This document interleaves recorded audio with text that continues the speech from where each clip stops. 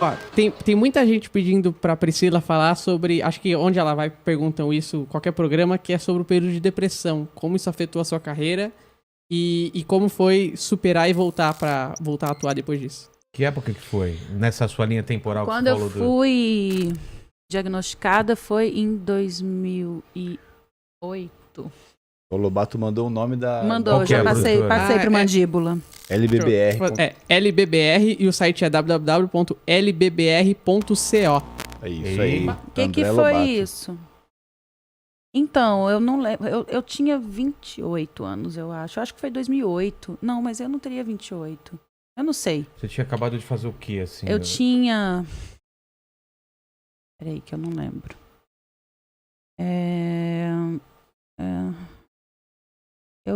Eu tava fazendo... Foi 2008. Foi final de 2008. Foi a primeira peça de teatro que eu fiz.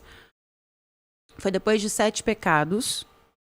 Tinha feito novela Sete Pecados, encerrado a novela e comecei a fazer essa peça. Fiz por uns 3 meses e já estava bem... Na verdade, eu saí dessa novela já bem esquisita, assim. Esquisita de cansado e de...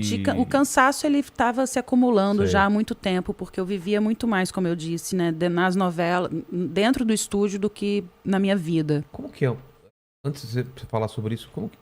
Deve ser punk uma novela, tipo, você fica disponível semana inteira, o dia inteiro, é assim? É assim, você entra de Caramba. dia no estúdio e perde a noção da hora, porque você não vê o dia passar, que você tá lá dentro, né? Tipo aqui, Caramba. assim, Sei. né, fechado. E aí quando você sai já tá de noite. Aí dorme e e já no outro dia já tem que voltar. É, Ah, tá. e aí tem que decorar texto, né? Tem que estudar. E aí, na verdade, onde a gente consegue ter mais grana é quando a gente faz alguma publicidade, que não é necessariamente atrelado a... Tipo, não é uma obrigação, né? Você não vai fazer mais... Participar de programas é uma obrigação, Claro, quando pra você divulgar, tem para né? divulgar a novela. Capas de revista também é bem-vindo, as matérias, ensaios e tudo mais. Então, é tudo, e atender as pessoas na rua, então Durante um ano, então, nesse pique, tal, e quando termina a novela, parece que... E eu emendei 10 anos nesse pique, assim. Sem ter um mês, 2 meses entre uma e outra. Sem. Caramba. E aí, tipo, eu terminava uma novela já com a outra engatilhada, assim. Antes de terminar, já tinha tido o convite para uma próxima. Então, assim, eu não vivia a minha vida, eu não me vivia, né? Entendi. Não tinha as minhas amigas que são lá de BH, não tinha...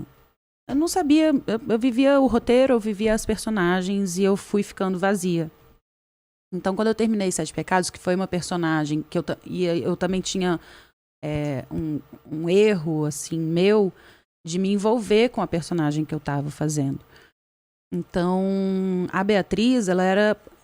A sinopse era a seguinte: Beatriz era uma mulher que tinha todos os pecados e conhecia Dante, que era um cara que não tinha nenhum pecado. E aí eles se conheciam, ele era casado, tinha família, ela era dona de uma boate, eles iam... Ele ia fazendo com que ela, através do amor, fosse deixando de pecar e ela ia levando ele para alguns pecados. Ia rolar uma gangorra. O que não foi bem aceito pelo público, então isso não aconteceu de fato, mas minha personagem era a pecadora, assim, né? Então o jeito dela ser era um jeito que para mim era tóxico pelo que eu acreditava na minha vida. E eu realmente vivenciava muito ali as emoções das personagens e tudo mais. Então, como eu não sabia separar, eu não tinha técnica suficiente, não tinha estofo suficiente para trabalhar tanto, para Ligar e desligar. para ligar e desligar e tudo mais, eu acabei me sujando, entre aspas, assim, né, daquela personalidade, assim, e aquilo não me fez bem, eu não me sentia bem. E aí eu fui fazer essa peça, e a peça é a história de uma menina que tem depressão. Então, eu vivenciando aquela peça, eu fui meio que me identificando muito com aquilo que a personagem sentia na peça, que era a vergonha dos pés. E aí, quando deu, sei lá, dezembro, que ia ter um hiato para a peça reestrear em janeiro, aí eu pedi para sair, porque eu estava já muito mal de cabeça, assim, eu tava com... Na época eu não sabia o nome de nada, mas tava tendo pânico, tava com crise de ansiedade, eu não conseguia entrar no elevador com ninguém, eu não conseguia falar com ninguém no telefone, Eu tinha medo de encontrar pessoas na rua.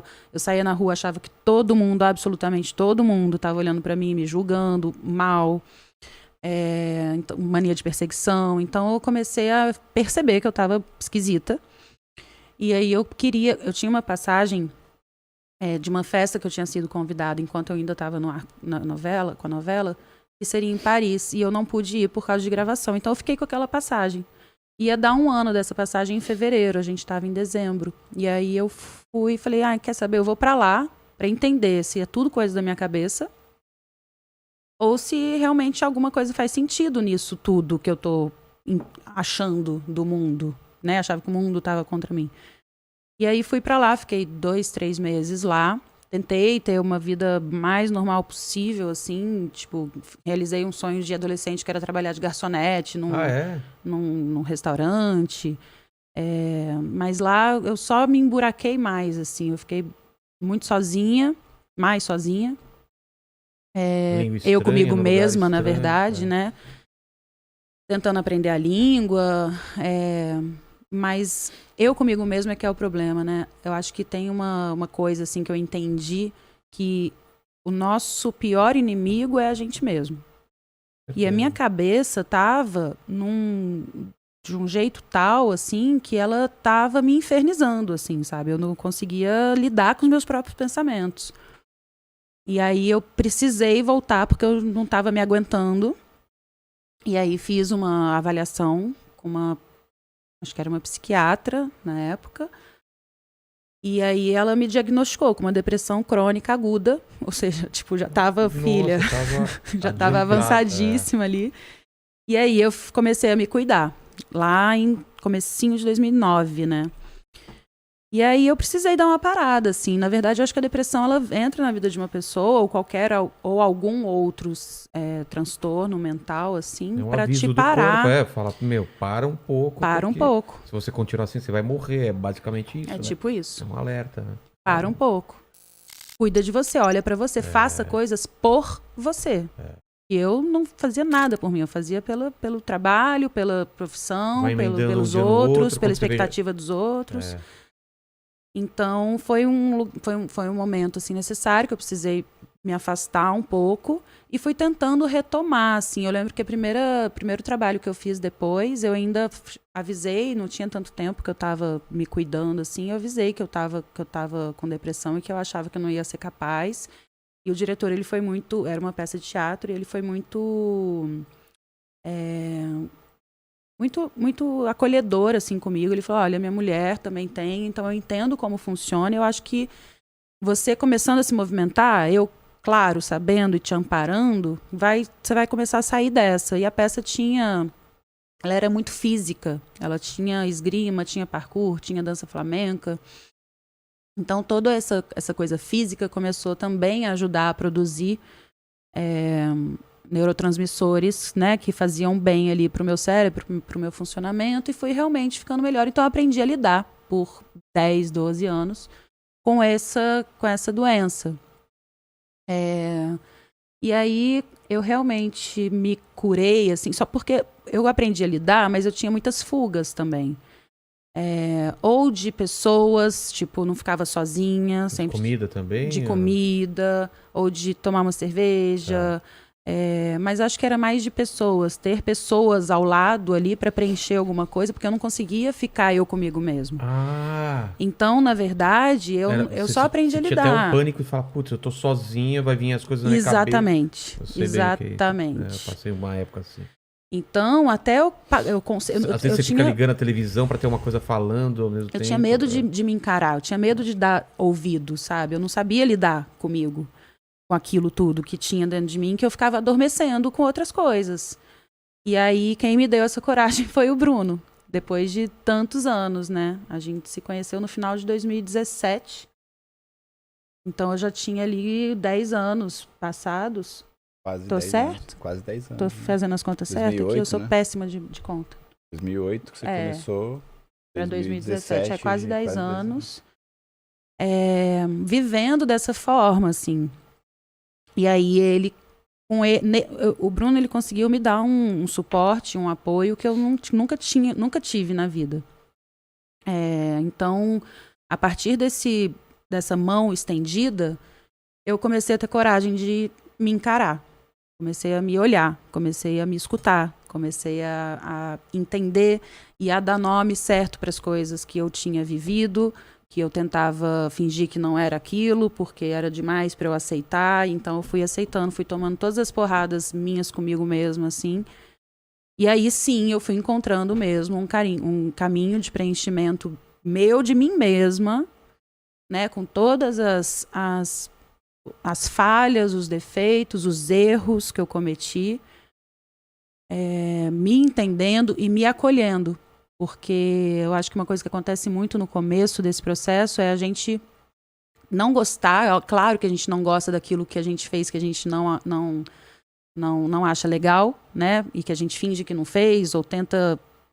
A gente camufla muito, né, as coisas, assim, dá uma dissimulada, dá uma deturpada, tenta não pensar, justamente porque a gente não aceita que a gente possa ter feito coisas que fizeram mal pra gente mesmo. Então, acho que o primeiro momento é a gente ter raiva da gente mesmo, por ter feito certas coisas. Então, são várias fases, assim, né, até passar, primeiro pela aceitação, depois por essa raiva, e aí você ter a compreensão e você acolher os seus defeitos e os seus erros.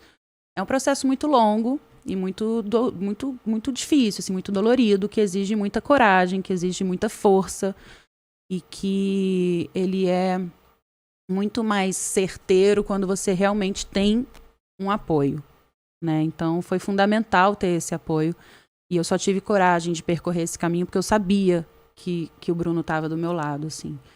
E que ele me ajudou a abrir os olhos, né, a dar nome para as coisas que às vezes eu não sabia ou não queria enxergar. Então foi bem difícil, mas foi bem intenso e preenchido, assim. Foi bem real, né? Foi bem palpável, foi concreto, não teve fuga, não teve...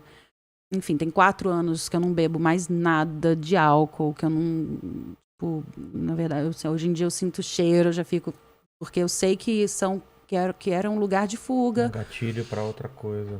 E no fim das contas, são coisas, tanto pessoas, ou bebida, ou comida, ou qualquer droga, ou remédio, são coisas que no final das contas, remédio em partes, né? Porque às vezes você precisa daquele funcionamento químico que o remédio te dá para você realmente conseguir dar um passo ou começar a trilhar um caminho ali. Mas tem bengalas, né, que te fazem reféns que quando passa o efeito daquilo, seja de uma companhia que está ali te bajulando, tóxica, te preenchendo, né? Uma companhia tóxica, quando passa pior, aquilo, né? Você volta muito pior. Então... E em relação à companhia, quando você de repente começa a entender, começa a atravessar, chegar, né, buscando uma cura e começa a entender que aquelas pessoas todas estavam ali só para te usar de certa forma, a tendência é você cair de novo, né? É, claro. Porque você achou que aquelas pessoas estavam por você, mas não estavam por você. Elas estavam querendo usar os benefícios que você poderia trazer para eles. Nossa, avaliei de novo errado. Sejam quais forem os benefícios, seja entrar numa festa, seja beber uma cerveja, seja usufruir uma piscina, e seja qualquer uma pessoa que edita sua amiga até um parente, entendeu? Então é muito complicado. E quando você começa a colocar os seus limites, né, e a dizer não, porque você não pode... Eu sempre fui uma pessoa que queria agradar os outros. Então, eu me machuquei muito nesse caminho. E eu não sabia dizer não, porque eu não queria que o outro ficasse magoado comigo. Mas eu podia me fuder nesse não, mas no outro não vai ficar magoado. Eu quero ser querida. É claro. E aí, até eu aprender, ter coragem de começar a falar não, mesmo que aquilo doesse no outro, mas que pra mim não fosse isso, doído... Né? Esse caminho que você teve de entender um mecanismo que você... De querer ser querida, né? De querer ser aceita. Eu lembro que a gente estava no avião indo trabalhar para algum lugar muito longe, assim, tipo... No Brasil mesmo, de umas 3 ou 4 horas de voo, e a gente no voo com ela, a gente escondido, meio que trocando, ela meio que chorando em pranto, até entendermos junto. Um caminho que ela tinha, né? Uma necessidade. Modus operantes, né? Um mecanismo mesmo, assim, inconsciente de querer ser aceita. Mas então, é uma coisa do artista, né? A gente quer ser aceito. Eu acho que é do ser humano. É Eu verdade. acho que as redes sociais estão provando na isso, formação é verdade, do ego, É. né, quando a gente é criança ainda e que tá rolando ali a formação do nosso ego, a Que é gente aceitação fica dos pais, muito nesse depois lugar. dos amigos, é verdade, é verdade. E a rede social, como você tava falando, hoje você só- fica desesperado pra saber quantos likes você teve, É. quantos números de seguidores você tem, independente do que seja. Né? É que a gente depende do público, né, como artista, então pra gente o peso é muito maior. Fala, pô, eu tô perdendo a conexão pública, não tô perdendo, como que eu faço e tal. É complicado. Então, e aí quando você começa a dizer não, as pessoas começam a sumir, né? Total. Começa a não, tipo, o seu limite não serve pra mim. Então, tchau. Fica.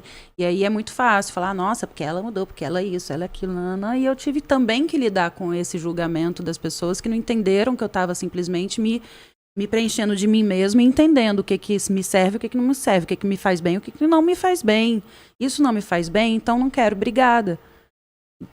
Beleza, não tô brigando com você, mas não quero. E aí eu não quero, não é aceito. Então, assim, é um caminho longo, assim, difícil, mas que vale muito a pena, porque você se encontra, né? E aí isso te dá uma paz e te traz muitas certezas na vida, assim. E isso, por si só, já é muito mais tranquilo. E você trilha o seu caminho com muito mais segurança. E com muito mais amor próprio, né? Que eu acho que é o principal, assim. O autoconhecimento e o amor próprio andam juntos e são necessários para todo mundo. E, aliás, quando você fez a pergunta, eu ia até falar isso, mas eu comecei a falar, eu acho que são coisas que sempre é bom a gente falar, né? Quanto mais a gente fala sobre isso, melhor, porque às vezes tem muita gente que tem depressão ou que passa por algum transtorno de ansiedade e que não sabe lidar, ou que não sabe como começar, ou não sabe como trilhar um caminho de cura e tudo mais. E aí eu ia dizer que hoje a gente lançou hoje o nosso episódio do nosso podcast, que é o canal Precisamos Falar de Amor Sem Dizer Eu Te Amo, que chama Chuks, que somos nós dois, né? Normalmente a gente recebe convidados, e quando não tem convidado, esse é o nosso segundo episódio sozinho, a gente dá o nome de Chuks. E aí eu pergunto pro Bruno justamente isso, porque eu fiz parte de uma campanha do Setembro Amarelo, onde tanto a minha fala em relação, meu depoimento em relação à doença é importante, mas também elucidar as pessoas que fazem parte da convivência de alguém que tem um transtorno mental. Então, como lidar com alguém que tem um transtorno mental? Né? Então, eu fiz essa pergunta para o Bruno, então a gente fala abertamente lá sobre algumas crises que eu tive, né? E como a gente lidou com elas. Não, como nós lidamos com elas. E, enfim, confiança, superação, tudo isso. Então, se quiserem saber um pouquinho mais, tem lá também no nosso episódio de hoje. Só outra coisa que o pessoal perguntou aqui é que no seu tratamento foi tanto com medicação, mas também exercício físico, alimentação. O que você acha que foi? No primeiro momento teve que entrar a medicação, porque era uma depressão química. Tinha zero produção de serotonina. Então sim, teve que começar com medicação e com psicoterapia, e depois eu fiquei só com a psicoterapia e tentando manter a atividade. Eu acho que quando a gente está com o corpo em movimento, isso ajuda ao próprio organismo a produzir os neurotransmissores que a gente precisa, assim. É um ciclo, né? Tanto negativo quanto positivo. Você mantém seu corpo em movimento, você vai se mantendo saudável. E não estou falando de estética. Claro. E tem alimentos que a gente sabe que ajudam também, né? Quimicamente falando, né? A produção. Então, se você realmente tem uma alimentação regular e uma prática de atividade física também, com certeza você vai equilibrar os seus hormônios, né? Algumas coisas que realmente trazem um pouco dessa depressão.